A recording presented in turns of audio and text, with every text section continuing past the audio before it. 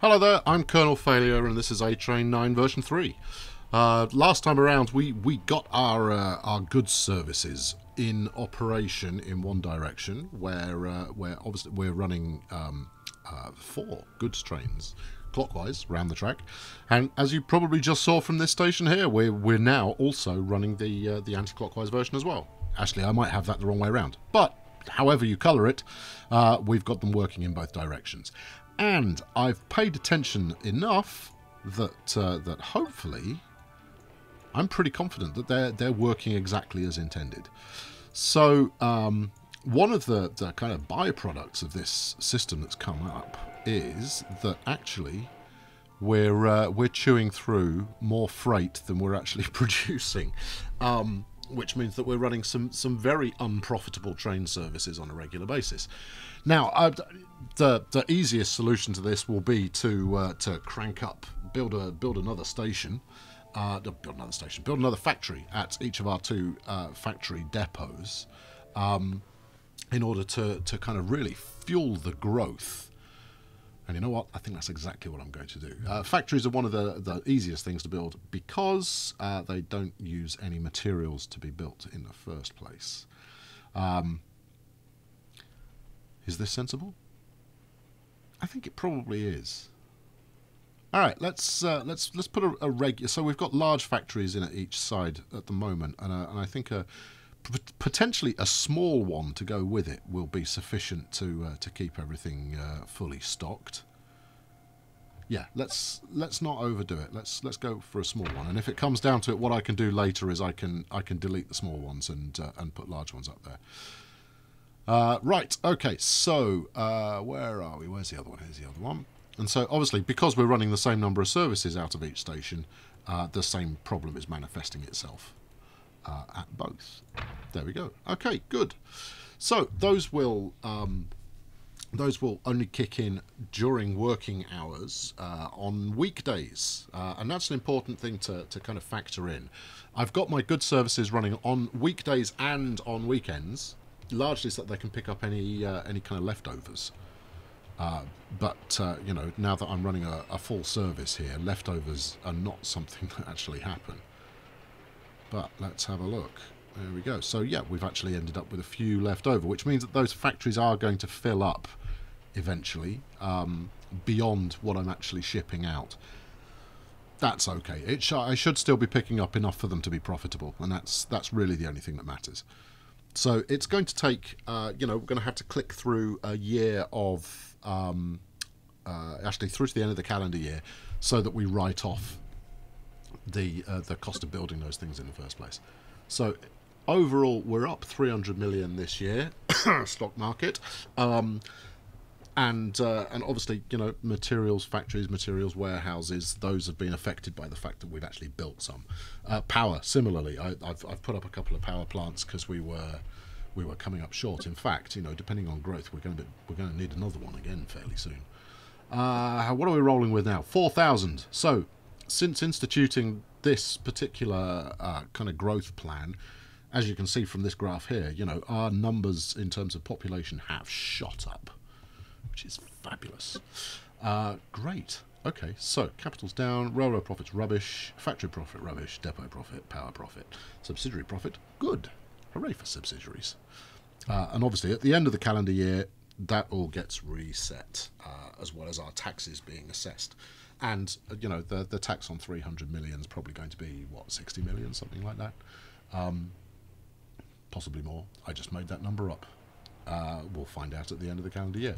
So, what are we doing today?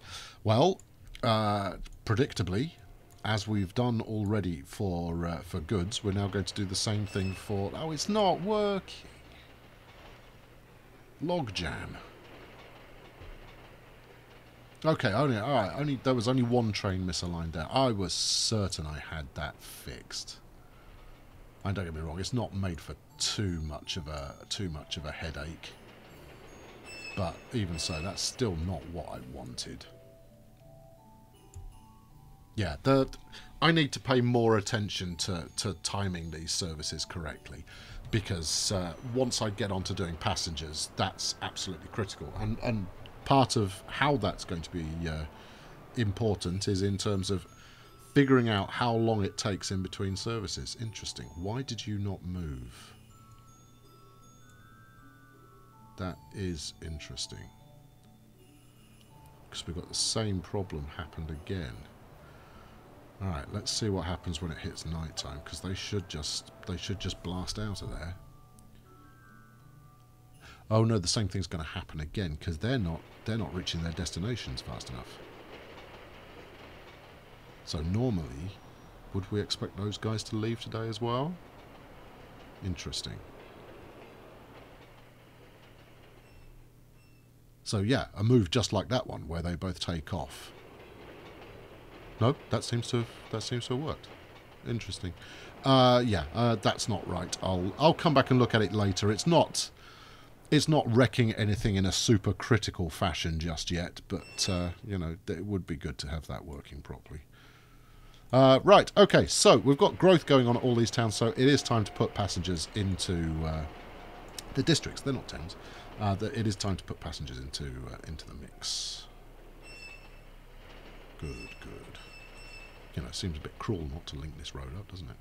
Okay, so let's be cautious about this. And I know that, you know, for those of you who regularly watch me doing this nonsense, you'll be more than aware that caution is not really in my name. Okay, so let's slow it right down so it doesn't get out of control. We're running on the left-hand side of the loop. And obviously anything travelling, I'm going to go do this clockwise version first. Here we go, brace yourselves. Action time. Right, timetable assistant. Here we go, right. So, we don't want to run them 24 hours a day because that's not profitable. But we also don't want them to... Yeah, okay, so this is the... we're gonna make some notes here. So we're going to go from 6 to somewhere else. Yeah, you know, this is the sound of me destroying my pen. Right, so to start with, for this first lap, I'm going to time it. So from 6 to wherever it goes next. We'll just have a stop here, please, and we'll keep it on daily until we get back to 6.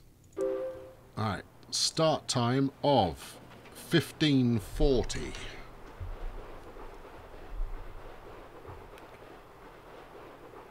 Here we go, 1540, and no, we'll continue in. Thank you. 1540, pause. Right. To 20, so that's what? That's 4.5 hours. Okay, so that's, and this is, what station is this? This is station 7. Okay, 6 to 7 is 4.5 hours. Okay. The reasoning behind this will become very clear. Okay, onwards. Okay, so we're now going from 7.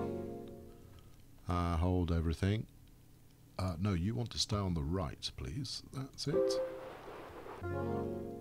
7 to 4. Okay, so 7 to 4. We arrived at, what, 10 past 8? So we left at 20 past 8. 7 to 4, which means that that's taken... Let's say 2 hours and 40 minutes. What do we think about that? Do we think that's right?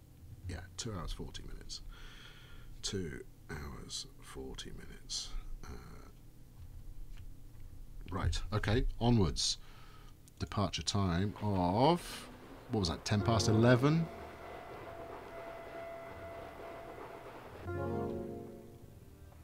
Right, so this is 4 to 2.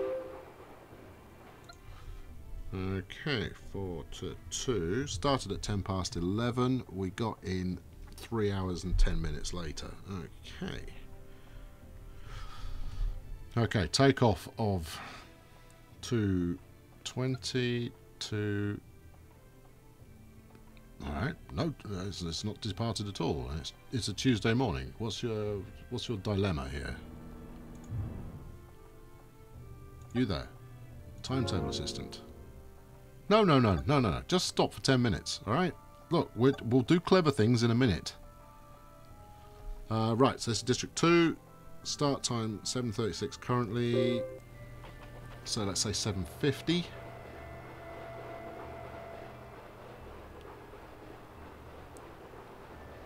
Yes, I did say that goods train.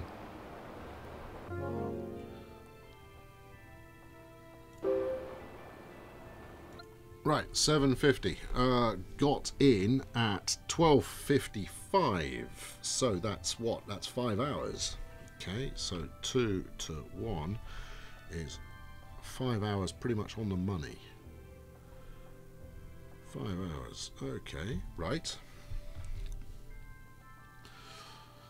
Right, takeoff time is, hang on, let's make sure we've got the old timetable assistant here, not trying to be too helpful. Right, and we're leaving at, say, 10 past 1.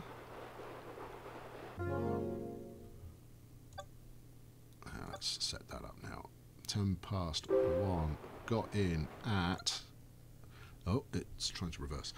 10 past 1, got in at, what, let's say 3:40. So this is, where are we going here? This is 1 to, what is this, District 3 was this? Yeah. Straight. Right. And as for you, my friend, turn around. Thank you. Timetable assistant. 1 to 3. And what did I say?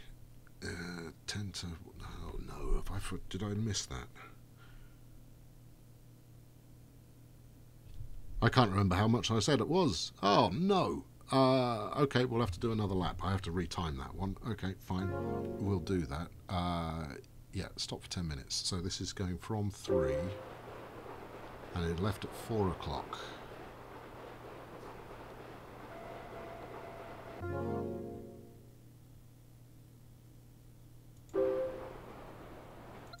Right, okay, 4 o'clock. So this is going from 3 to 5. Left at 4, got in at 7:15. That's nice and easy. That's 3 hours 15 minutes. This might seem like an incredibly laborious and potentially even, you know, anorak type behaviour here, but it will make sense. The logic behind this approach will become clear.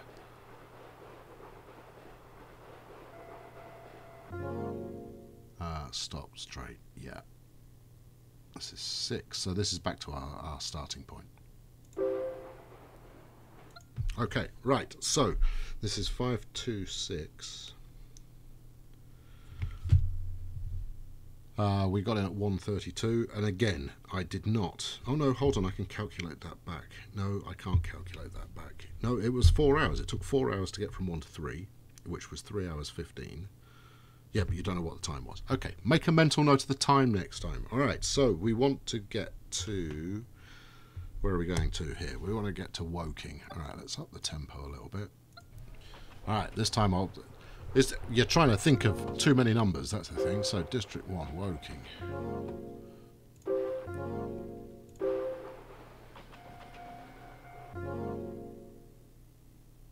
All right, here we go. Coming up on District 1 now.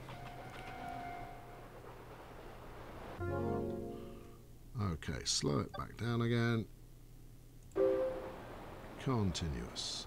And we leave at 10 past 6. We've left at 10 past 6 to go up to 3. 10 past 6 up to 3. Get in at 8:30.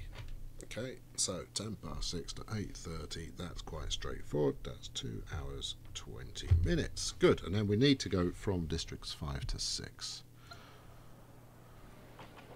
I might need to renumber these stations according to their position on the loop. Actually, I might not. I might leave it, you know, somewhat confusing. It's all right. I didn't need to record anything for this one. I've already got that this takes 3 hours 15. That's fine.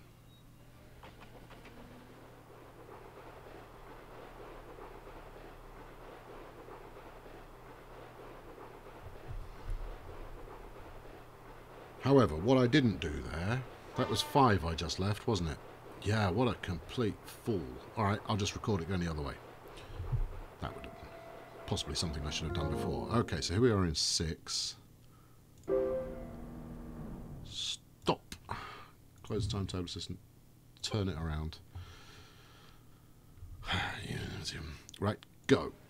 6:40 was our start time.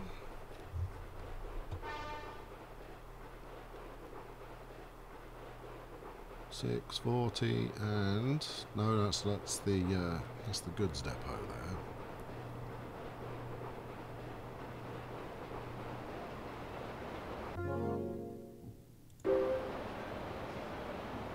There we go. 6:40 gets in at 12:40. Oh, lovely, 6 hours. Okay, so what we have now is basically all the way around this loop.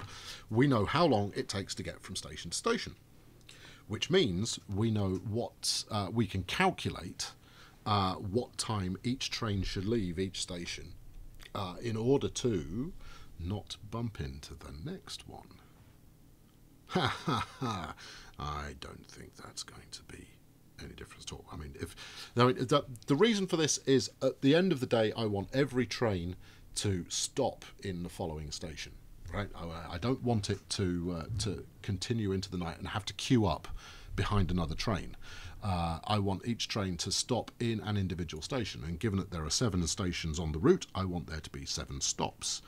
And each train at the end of the night should have 1 train left in it. Right, yeah. With this first train, it's relatively painless. I could tell it to go every half hour and not to leave after 10 p.m. or whenever, and everything just works out. But, alright, we're going to start from station 5. Okay, so this journey takes us 6 hours. No, does it? Yeah, we go 5 to 6. So this should take 6 hours. So if we set our departure time, if we start all train services at 7:30, which seems to be the best time to start train services, passenger services, that is. I mean, some of this route is not going to be profitable, others are. Let's just send it out once a day. Once a day, you start at 7:30. Okay? Sure. And we'll only go weekdays. That makes it nice and simple. Once a day, so we're going to move each train once? No. We could do 7:30 as a start time. That's an interesting idea. I've got it. Okay, this is how we're going to do it. Right. Right. Stroll on. So this is now going to wait for 7:30 on Friday morning.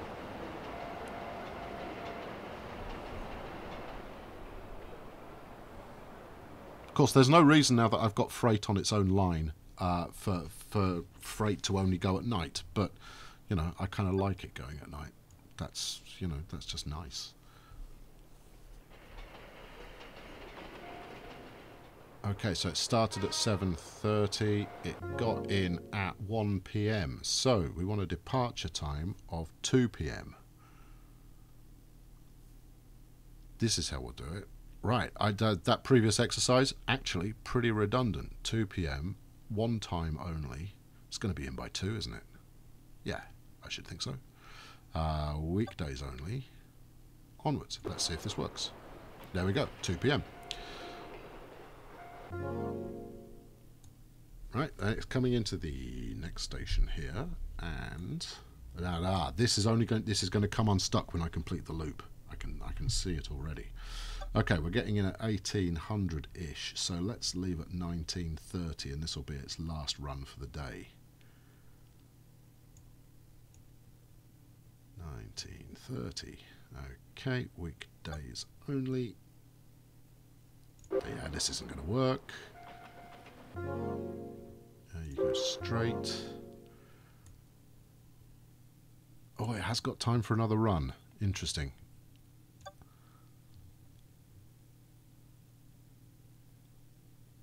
No, this isn't going to work. This is not going to work. This is definitely not going to work. There is no way this works.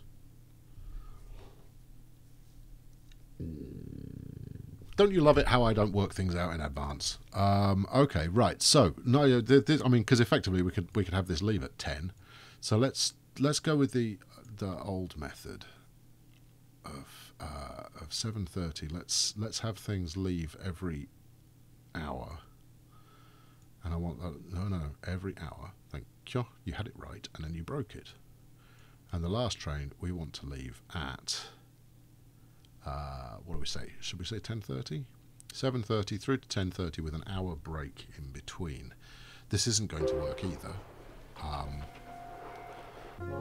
But it's not going to break quite as horribly as the previous.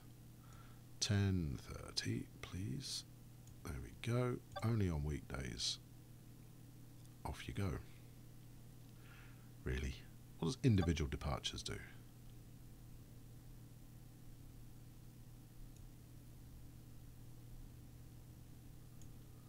Interesting. What's this all about here?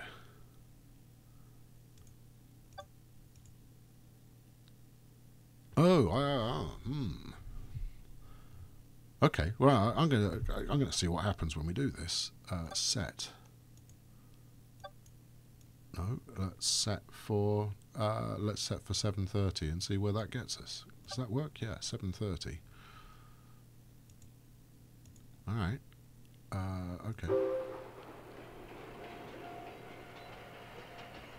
All right, we've got to wait till Monday. Let's help it along there.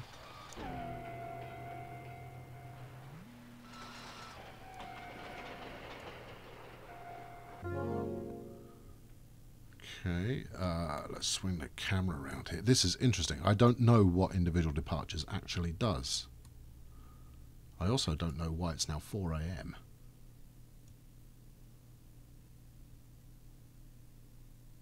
Or am I just setting that it goes every 7.5 hours?